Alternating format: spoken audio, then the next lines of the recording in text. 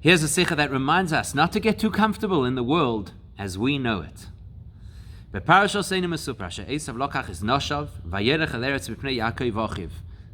tells us that Eisav took his wives, his whole family, his assets, and off he went to live in a different land because of Yaakov, his brother. Why? What did Yaakov do to him? The next pasuk explains the reason.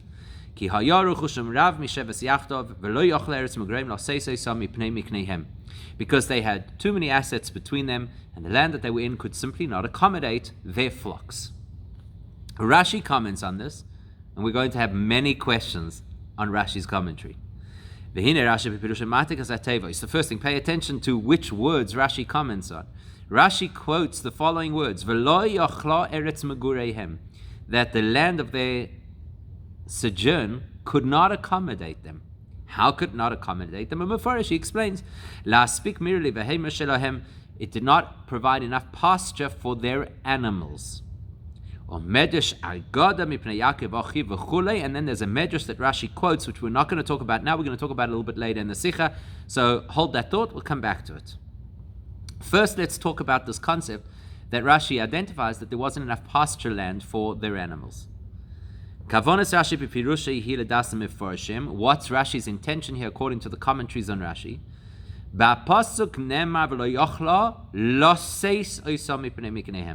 Rashi seems to be bothered by the usage of words that the Torah says that the land could not carry them. Laseis, carry, it's a strange word. Obviously, it doesn't mean that the land could not carry their weight, as if they were so heavy that they were going to fall through the land or something. So Rashi has to explain what does to carry them mean. So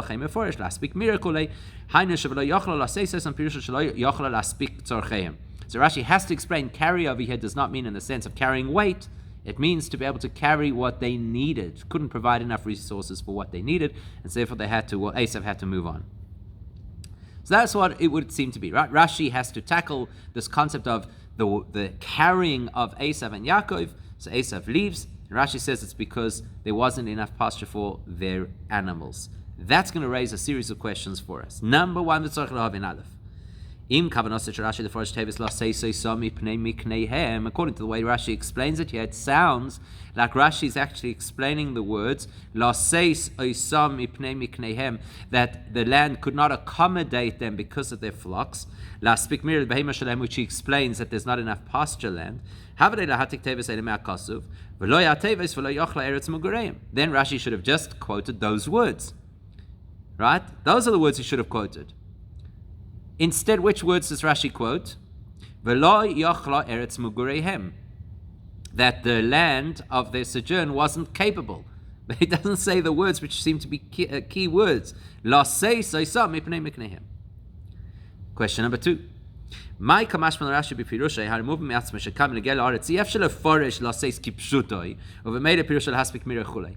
Let's be honest. You need Rashi to tell you that the word laseis over here does not mean to physically carry. Obviously, the Torah was not telling us that they were too heavy for the land to carry. Obviously, it meant that the land could not accommodate them. What's Rashi telling us that we don't already know?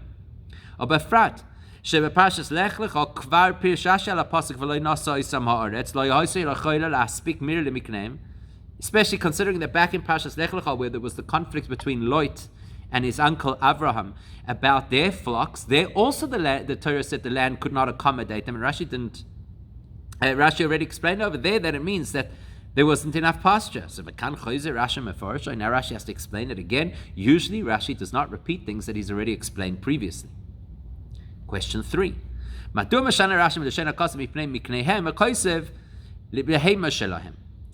Rashi change? He's quoting a pasuk from the Torah. The Torah says that the land could not accommodate their flocks, which is quite specific.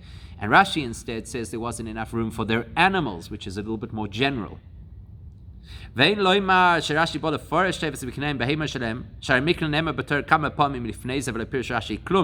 really, please don't suggest that it's because Rashi has to explain the word miknehem that it means animals, as if we would think it means something else, because the word has appeared multiple times in the Torah already prior to this, and Rashi never needed to explain it before this.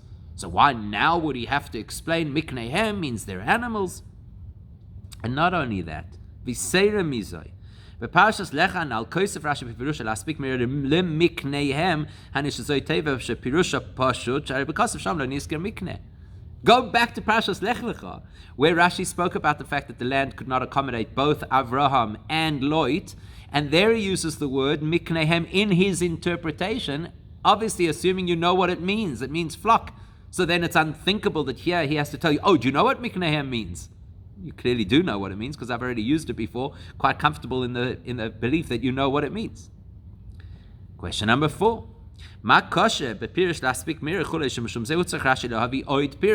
Rashi gives the first explanation and tells us that what it actually means is that the land couldn't provide pasture for all of their flocks, that's a really good, simple, straightforward explanation. Why does Rashi then add an additional explanation?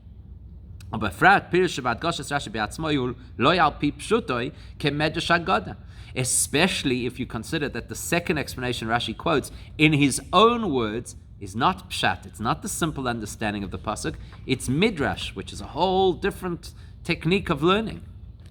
And Yisera Mizoi b'pirusha papashas lechanal mistapek Rashi b'pirush lo yisaychol laspik mirli mikneim ve'ena mei v'pirushim acherim. Back in Parshas Lech Lecha, where Rashi addressed a very similar topic about the land not being able to accommodate them, he doesn't resort to any additional explanations. He gives the pshat. There wasn't enough pasture land. End of story. So quite a lot about this Rashi does not appear to make sense to us. Why does Rashi quote different words to the ones he wants to explain? Why does he have to explain it at all? In the first place, surely it is self-evident we wouldn't really have thought that the land couldn't accommodate their weight. Why does Rashi refer to behema when the Torah uses the word miknehem? And why does Rashi need two commentaries, especially considering that the second one is a medrash? Now, if you think we're done with the questions, we're not. Now we're going to take the second part of Rashi, and the Rebbe raises 6 questions on the medrash that Rashi then continues with. Mamshich Rashi bepirushoi. So Rashi continues with his explanation. What does it mean that he left because of Yaakov, his brother?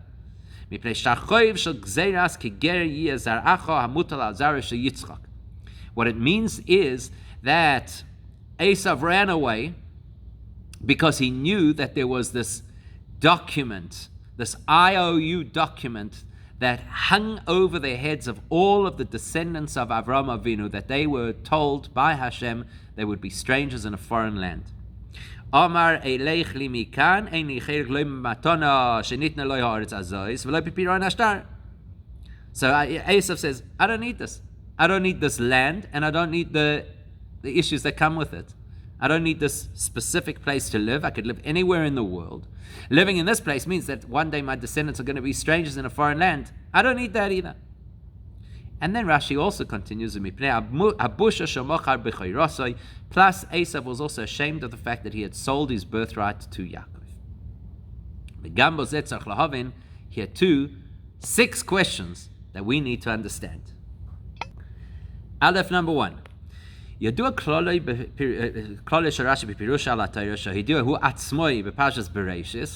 know that Rashi sets his own rules, clearly in his own words, of how his commentary is going to work.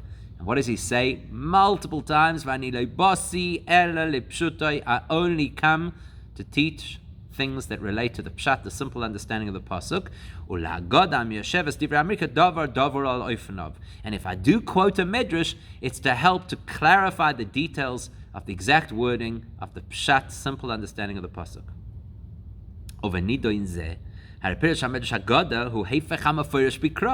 Now what's Rashi doing here? Firstly, he's bringing a midrash. That's already unusual. And what kind of a midrash?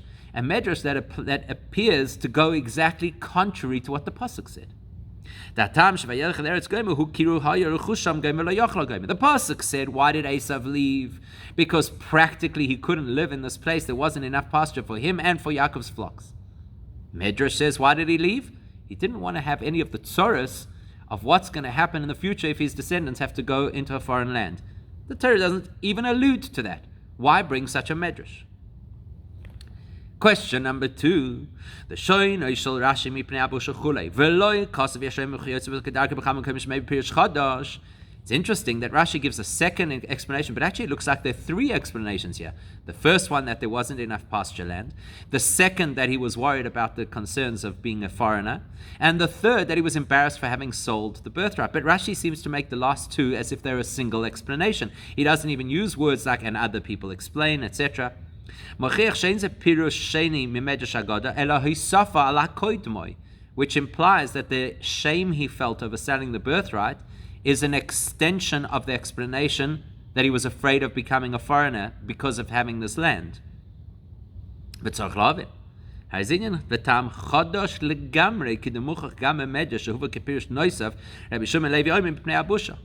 that's very strange. Go back to the original Midrash. It's very clear that these are two separate, independent explanations. One explanation is he was afraid of his children becoming foreigners in a strange land. And a different explanation is he felt ashamed for having sold the birthright. That's how it's stated in the Medrash. Rashi changes from his primary source and puts it as one single explanation, that is both concerned of the curse, so to speak, of having to be foreigners, and he's embarrassed of his birthright. Together, why does Rashi do that? Gimel, question 3. Considering that Rashi is not satisfied with a single reason for why Eisav left, and he dafka brings another reason,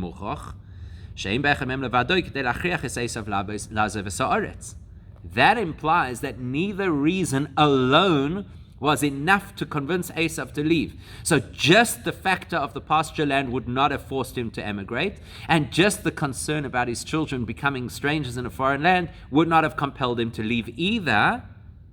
And not the fact that he was embarrassed of the birthright. Now, in these two, the choice between leaving because of the concern of the decree of being in a foreign land, or because of the birthright, now clearly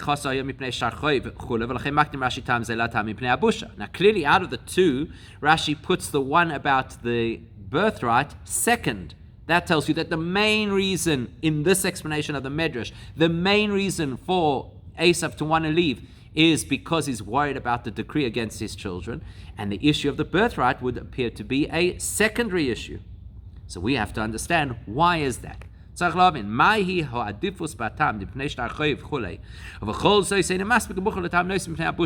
doesn't seem to add up. Why is the main reason to leave, according to the Medrash, because of his fear of what might happen to his descendants? And then why bring the issue of the birthright at all, if that's such a compelling reason to leave? Why is it not good enough of a reason to leave? That he needs the additional concern of being embarrassed. I sold my birthright. How can I live in the place with Yaakov, who I sold it to? It's such a stain on my reputation. Question 4. Let's go down that particular path and say, let's say that the reason he's leaving is because there's this decree that his children are going to be foreigners in a strange land. So, hello, Eisav, why did it take you so long to realize? Madua ichar Eisav yitziasat lachar bias Yaakov michoron? Hari yadum forsim hoy mikfar advar shachov shel gzeres kigeria zaracha ki mishnoi yitzchak huschak kfar peroinoi. Eisav, you've been living in this land. Your logic to leave is that if you live in this land, then you are subject to the decree of children having to be foreigners. Now that decree's been in place since the birth of Yitzchak. It's been around for a while. Why do you wait for Yaakov to come back from Haran and then say, oops, I don't want to be in this land because it carries a decree? Why didn't you leave in the first place? Question number 5. Okay,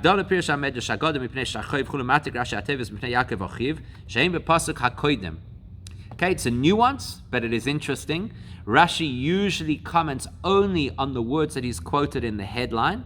And here, when he talks about the shtar choiv, this so-called decree hanging over the descendants of whoever would live in the land, there Rashi references words in the pasuk that came earlier in the pasuk. Right? Mipnei Yaakov. Because of Yaakov Achiv.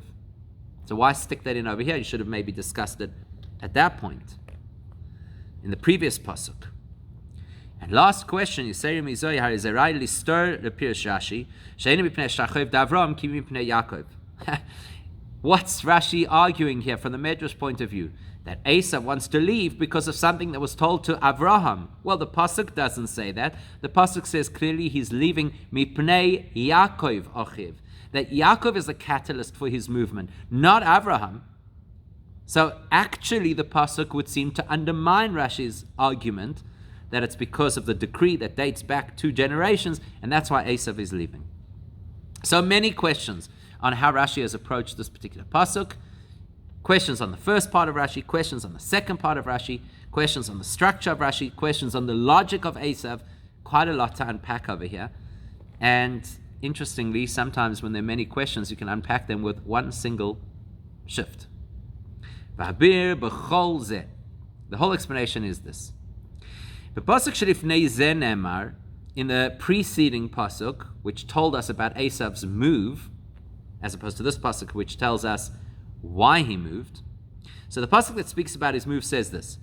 Vayikach Eisav goyim. It says Eisav took. What did he take? The pasuk details. Ves mikneu, ves kol behemtoi, ves kol kinyonai, asher rochash beretz Canaan, vayelech el eretz. So it says he took his wife, he took his family, but then it goes into much more detail. His flocks, all of his animals, and all of his possessions that he had accumulated in the land of Canaan, and he went to a different land. And straight after that it says, Ki hayaruchusham stam rav misheves yachdav. So what does the Torah then say? The Torah then says that their assets, so first it gives me a list of very detailed things, flocks, animals, possessions, and then it uses a generic term. It says their assets were too many to accommodate in the same space. So now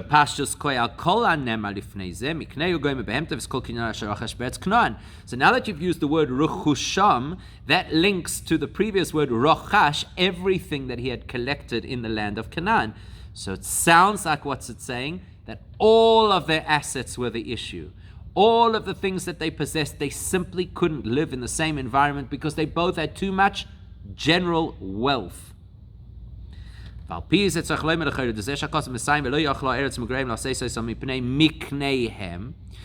if you follow that logic, that it says everything Eisav had accumulated, Ruchusham, and Yaakov had accumulated, Asher Rochash, there, about Eisav, what he had accumulated, so then logically, at the end when it says that the land could not accommodate Mikneihem,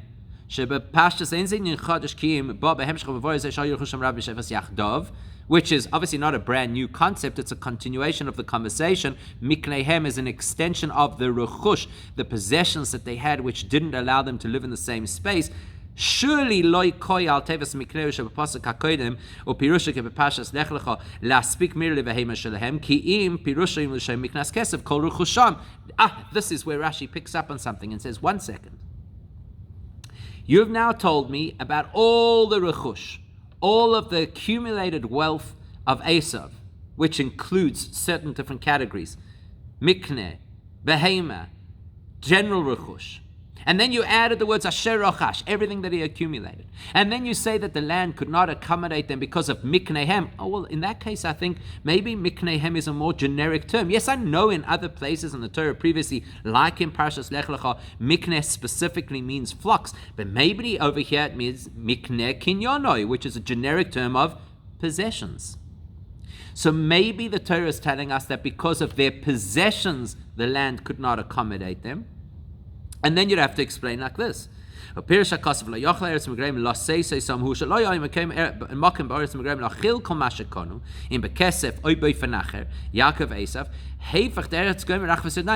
Eisav.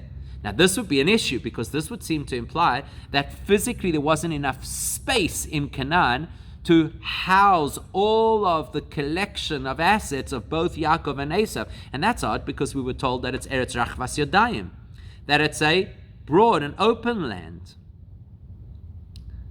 So that's what catches Rashi's eye. Maybe the Torah is telling us a generic statement over here that even though they're living in this massive open space, they had so much stuff that they physically couldn't fit them together. And the word mikneihem does not mean, like in every other place in Torah, just flock. It means their possessions. If we're going to go with that explanation, though, it raises a massive question. That explanation raises a massive question on the pasuk. Why? Because all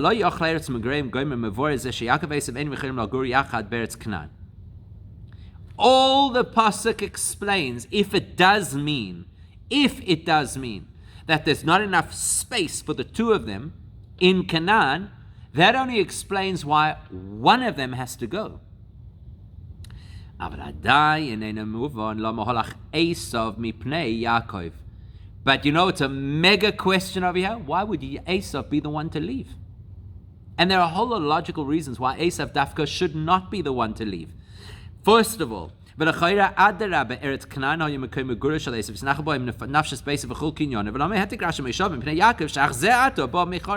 most logical question is, Eisav's been living in this place. Yaakov is the newcomer.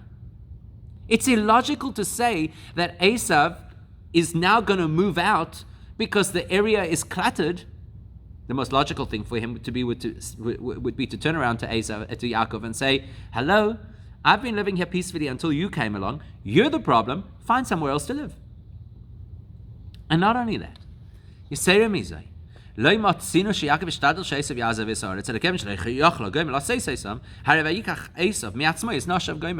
knows anything about Eisav will know Eisav's not a pushover. He's not a sweet guy. He doesn't just, I feel bad. You've had such a difficult life for the last 20 odd years. Why don't you come live here? I'll find somewhere else to live. That's not Eisav.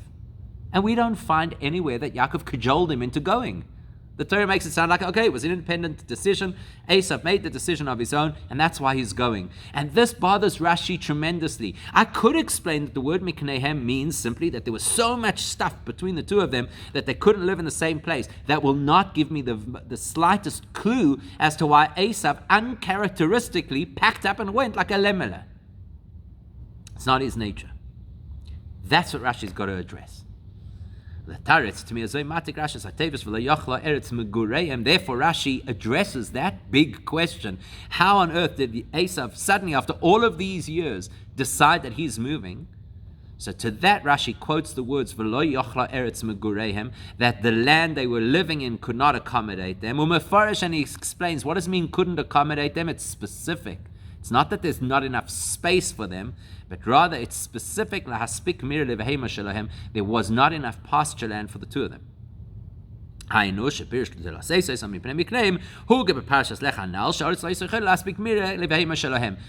words, Rashi is alerting us to the fact that you would have thought Miknehem means all of their possessions, and that was the issue, that there simply wasn't enough room for them to both live in the same environment. Says Rashi, no, it's exactly like we saw in Parashas Lech Lecha. Just like in Lech Lecha, the land couldn't accommodate them because there was not enough pasture. Likewise, here the land could not accommodate them because there's not enough pasture. Rashi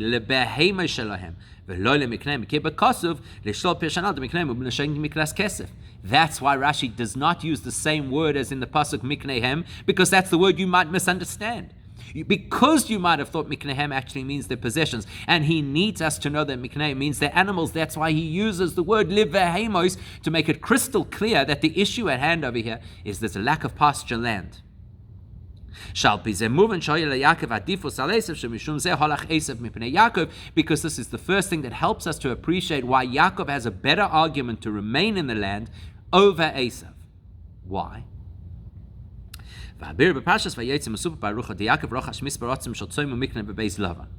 We already know from the previous parasha, Parashas Vayetze, that Yaakov's wealth was primarily his flocks. The pasuk says, "Vayifroi so'ish ma'oid," and he had tzoin rabois. Or Kepirish Rashi, "Poris ve'rabois yosim mish'ar tzoin." We know from Parashas Vayetze that Yaakov had an incredible amount of animals, to the extent that Rashi says it was an extraordinary amount of breeding that happened within his flocks. Mashenken Eisav shenyona hayitzaidish sadek kol inyon esadev lachin k'shebo Yaakov le'eretz Canaan hu ha'yaha'ikib and agel mireh ha'aretz. Eisav, on the other hand, was not primarily a flock farmer, whether it was sheep or cattle or whatever. Eisav is primarily a man of the field, whatever's going in the field, hunting, planting, agriculture, animals, whatever it is. He doesn't rely on his flock in order to maintain his wealth. So who really needs pasture land more? Yaakov.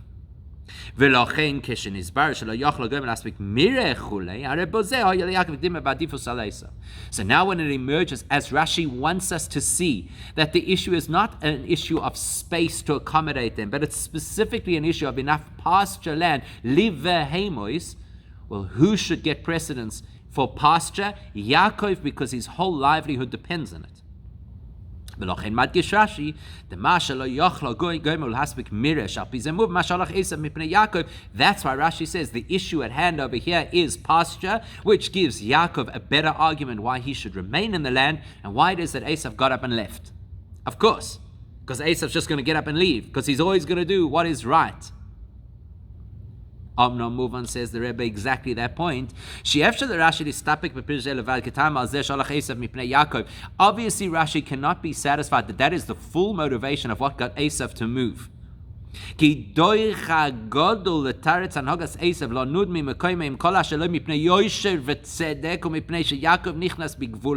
Because it would be the greatest stretch of the imagination to argue that Eisav leaves a place because he's decent, because he believes in honesty and integrity, especially considering that Yaakov came into his space. This is not the nature of Eisav. So Rashi cannot leave the whole interpretation just to the fact that Eisav felt bad for his little brother, and he said, you can have the pasture land which you so desperately need. That is so out of character to Eisav that it's not pshat at all. And plus, there's a technical detail. The Torah makes a big deal of emphasizing. Remember, every letter in the Torah is carefully chosen and perfect. And the Torah says Eisav left because of Yaakov, his brother. Why don't you just say he left because of Yaakov? We know who Yaakov is. We know the relationship. Why does he have to emphasize his brother? Rashi, to address that issue, Rashi has no option but to quote a medrash, which in his words, you only quote a medrash in order to settle the pshat, the simple understanding of the story. And here the simple understanding is not settled, because we have a burning question why Eisav behaved decently. So we need a medrash for that. Says Rashi, medrash agoda mipnei Yaakov achiv mipnei shtarchoy mipnei abusha, that there were two other motivating factors going on in Eisav's psyche that pushed him to leave. The shtar choiv, the decree that his descendants would have to be foreigners and slaves, and the shame that he carried over having sold the birthright. And they go together. Eisav, it's those factors that help us to appreciate why Eisav is the one who left in favor of Yaakov.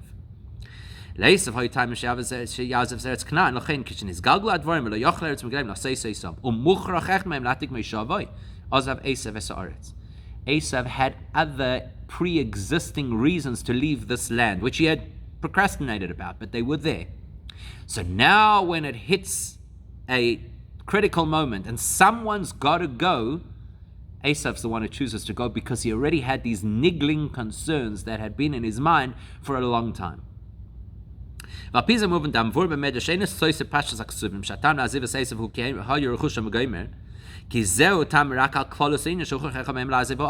understand that the Medrash does not, as we originally thought, contradict the pasuk.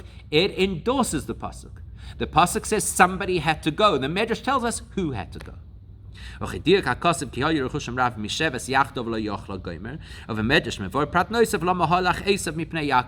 Torah tells us the reasoning why somebody had to move out of the land, because they both could not survive in the same space. The Medrash helps us to understand why Eisav is the one who opted to leave. Now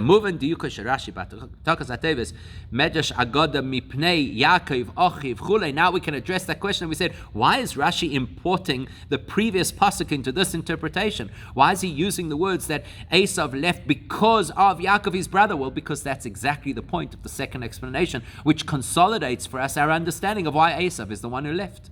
Why? That's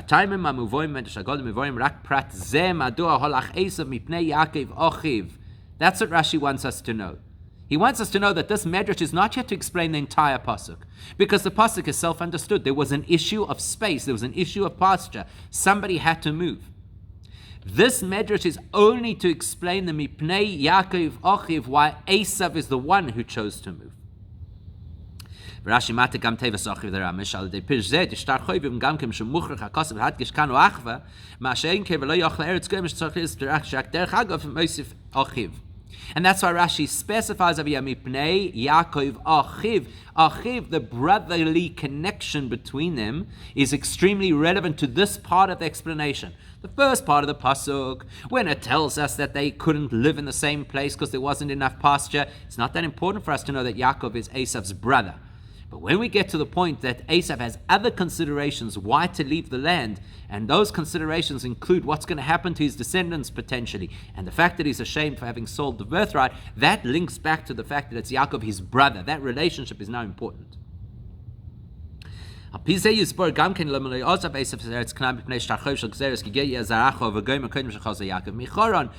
can answer that original burning question. If Eisav was so afraid of being in Israel and being in Canaan because of what it might have meant for his descendants, why did he wait for Yaakov to come back before making his decision?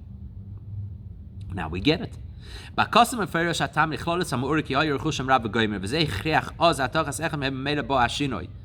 the Torah tells us Eisav didn't have a compelling reason to move up until this point in time.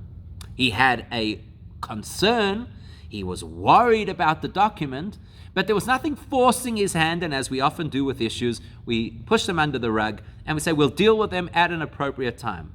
Well, now things came to a head and there was no choice, because somebody was going to be leaving Canaan. Now is the perfect time to address his other concerns. And not just that. Not just because he was procrastinating. Something's going to happen now that shifts his thinking. Up until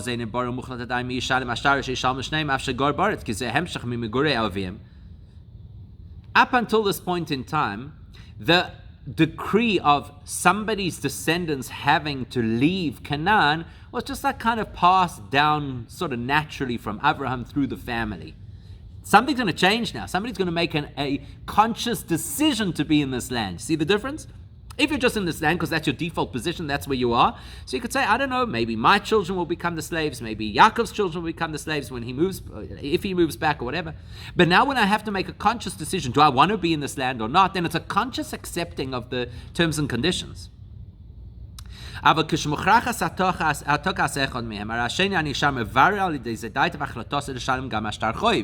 there's a choice now, somebody's got to go, and somebody has to choose to stay in this land. Whoever chooses to stay in this land is choosing to accept the decree of what will happen to their descendants. That's what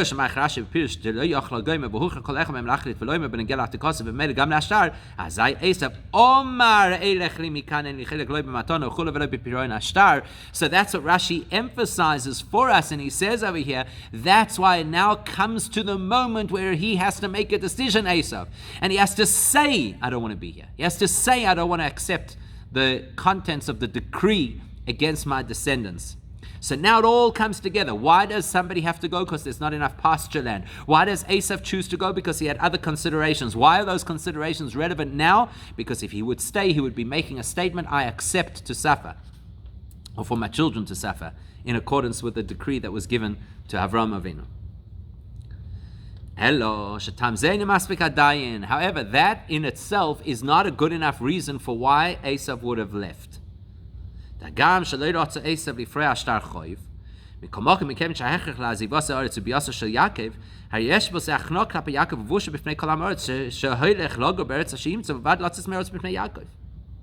there's another whole psychology at play over here. If Eisav leaves because Yaakov has come, even if Eisav's motivation is because he doesn't want to be caught up in the shtar choiv, the decree of what will happen to his descendants, it's a pretty humiliating experience for Eisav. This big, powerful, successful man who picks up and leaves with his tail between his legs because his brother Yaakov came. The Yaakov who he was always so vindictive against.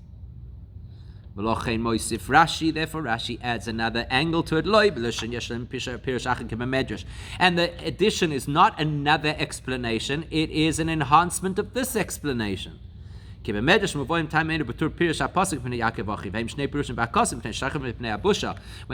brings these two explanations, it brings them as different explanations because it's two different angles of how to explain the pasuk.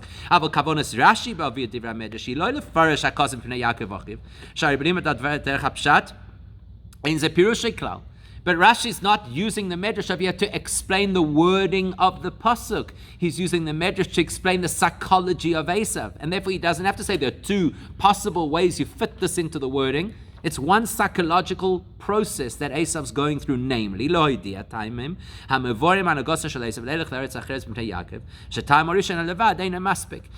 for Rashi to explain the psychology of Eisav, he needs a dual level of psychological process. Two reasons that worked in tandem to get Eisav to leave. Reason one is, I don't want to have this story that my children will be exiled. Reason two, he's carrying this guilt and shame over having sold the birthright. What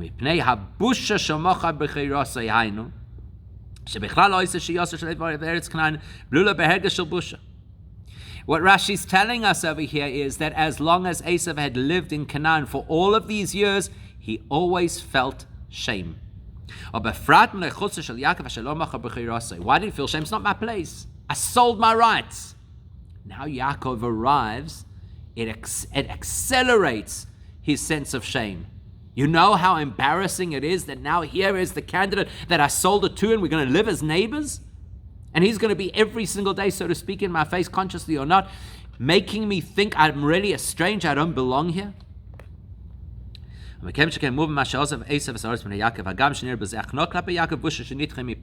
now you can understand why Eisav was willing to submit to Yaakov, and even to carry that short-term shame of, wow, you moved because of your little brother who you were always so bravado against. Yeah, because the long-term embarrassment of living side by side with him, knowing that I'm actually the one who doesn't belong here, and he's the one who has now earned those rights, that is a deeply painful busha embarrassment every single day. Eisav says, I don't want it, I'm out of here. Obviously, you understand that as embarrassing and shameful as that might have been, it's not enough of a compelling reason for him to uproot everything about his family, history, lineage, and move elsewhere. That's why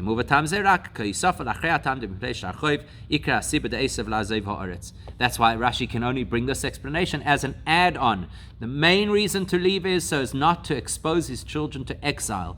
Plus, what helps to seal the deal is the thought of living in shame every single day that Yaakov's on that land. But there's still one point that needs to be clarified. And this is the part that the Rebbe is going to learn a lesson for us from.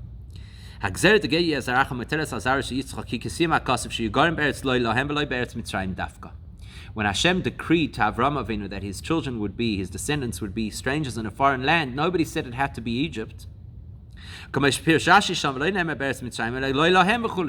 says it clearly. He did not say in Egypt, he said in a land that's not theirs, and that's why the clock began to tick already from the birth of Yitzchak, even though they only got to Egypt years and years later. So now the fact that Eisav moves because Yaakov's there, is that not already actually succumbing to the decree? Eisav's great fear is he doesn't want to have children who are strangers in a foreign land. So what does he do? He goes to live in a foreign land. Is that not already the fulfillment of the decree? What's Eisav avoiding? Here comes this beautiful insight. The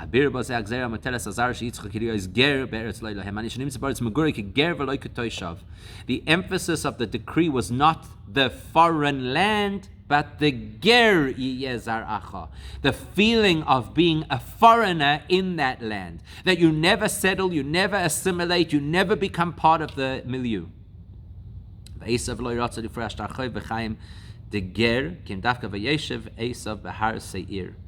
And that's what Eisav wanted.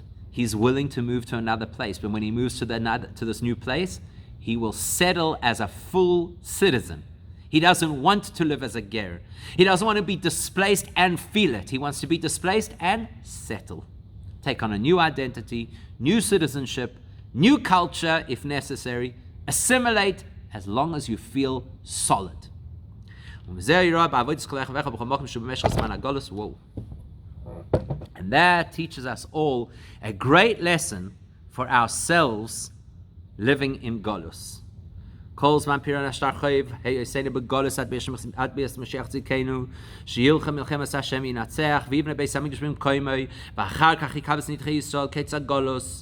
As long as we are in Golus and Mashiach is not here and hasn't vanquished our enemies and gathered the Jews and built the Beis HaMikdash,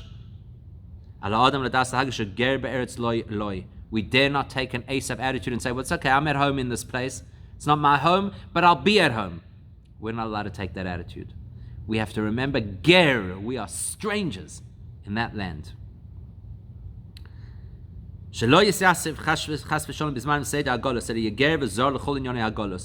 We should never become accustomed to the realities of Golus. Never accept the circumstances of Golus. Our